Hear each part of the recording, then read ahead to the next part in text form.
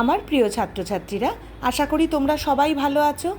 আমি এতদিন ধরে তোমাদের যে রিভিশন ক্লাস দিচ্ছি, আশা করি তার প্রশ্নের সবকটারই উত্তর তোমরা নিজেরাই লিখতে পারছো। আজ তোমাদের জন্য আর একটা রিভিশন ক্লাস নিয়ে এসেছি। এসো আমরা ক্লাস শুরু করি। দেখো, একটি শব্দে ঘন মেঘ দিনটিকে কেমন বলে? এ ওই কি হাতে হাঁক দেয়? ও বড় বউকে কি আনতে বলে? উঁয়োর কোথায় ধোঁয়া লাগে? পাখি কি খায়? রামের গায়ে কি রঙের শাল? ভোলা মালি কি নিয়ে ছোটে? আশা দাদার বাসা কোথায়? দিনু কি পোষে? কুল গাছে কোন পাখির বাসা?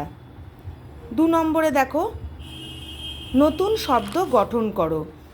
দেখো, নতুন শব্দ গঠন তোমরা করতে পারবে, 4টে দেওয়া আছে, দেখে নাও। বক আর বই, জগ আর ফল, খাম আর তাল, আর এখানে আছে হচ্ছে আম আর গজা।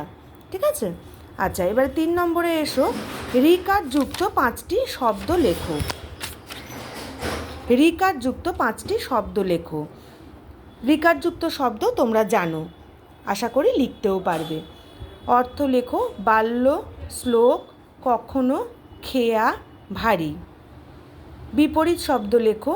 ভরা, জেগে, আকাশ, পথ, ভিজে। বাক্য রচনা: ফুল, দই, মধু, ধান, মাছ।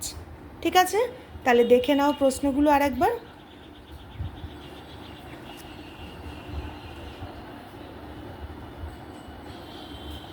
আজ তাহলে এইটুকুই। সবাই সুস্থ থেকো, ভালো থেকো।